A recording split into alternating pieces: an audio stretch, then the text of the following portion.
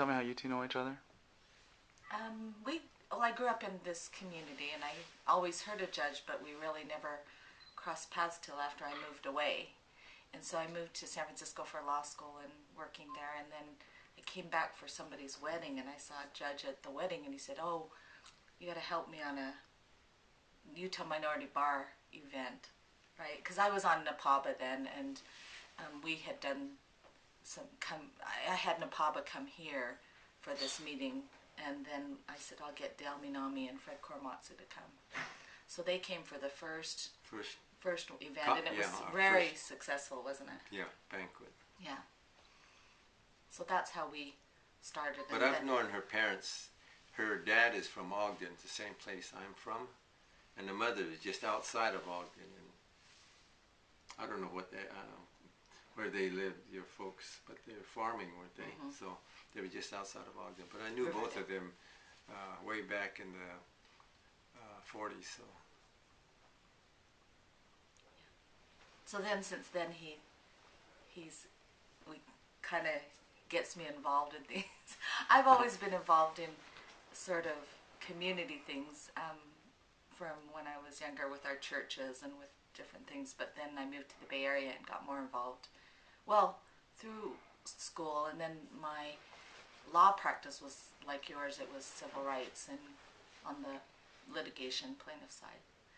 But when I moved back here, we got involved in Japantown. We worked on the Heart Mountain Reunion together. Reunion and just Minority Bar Association. So. Yeah.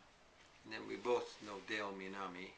Dale came through here in 1970 and stayed at my house. And I kind of showed him what I did in my private practice at the time, and he says it helped him. I don't know if it did or not. So it seems like you kind of helped mentor or share your lessons to Jani, the next generation. Can you both maybe give your advice to, what would you want to share with the next generation of young leaders out there? Your words of wisdom. I think mostly is that they should get involved as early as possible. And it's hard to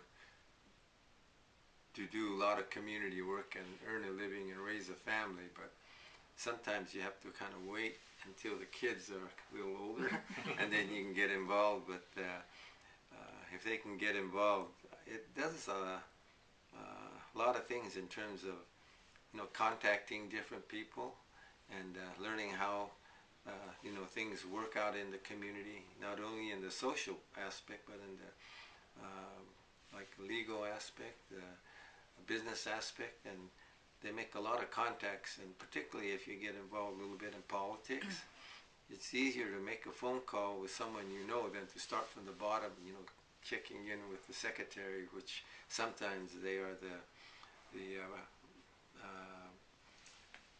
protector of the boss, so you have a hard time getting through. But if you can just dial and call the boss, it makes it a lot easier, and that applies a lot to politics too. And instead of going to the secretary, if the secretary knows the boss, they will put you through to talk to the mayor or the governor or the senator or whatever it is. So I think that's very important. Plus, you make a lot of contacts in the business community because you get to know the CEOs of a lot of corporations, which is hard to do otherwise unless you get involved. And I think most young people, if they're on the ball at all, or particularly Asians, I think, are really very, very motivated, and they're very efficient. And all the things I've done with Asian groups is always very efficient. I tell them to do something, they do a job better than I could have done myself, so that's really good.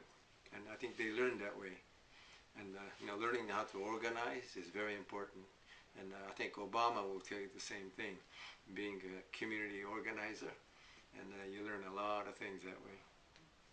Yeah, for me, I've always kind of been involved kind of in the community and grassroots level. And then when I moved to the Bay Area, I've been lucky pretty much all my life to have really good role models and mentors, and your parents and where you come from in the community, because what they've been through. And so I think that part too is our community. The Asian community has been very important in my life. And then I moved to the Bay Area and, had met a lot of people there, and I kind of continued on with kind of working with grassroots groups.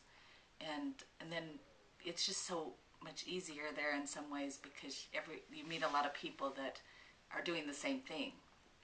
So I met people that worked, with the high-risk Asian youth, and then I got involved with nonprofits like Nihomachi Legal Outreach and the Asian Bar, doing kind of in the community service part. And I had tons of mentors there, like even working with Sox Kitashima on a redress, and we did some redress cases here. And then coming back, I realized how hard it can be here because you're in a very conservative state. And so we kind of organized group, which has become a pretty strong voice, I think, in the overall community with working on this Japantown issue. And so that's continued on. So I think it's really important just to be involved and, because all these connections do help. And, I've been lucky because I've had so many good mentors. I mean, I clerked with Dell my first year of law school, and I didn't know who he was. But everyone said, oh, that's a great place to clerk. So I went, and he had his office in Oakland at that time. And at that time, they were working on the Korematsu case. And although I couldn't be involved like they were, I was around them, all that whole team of people.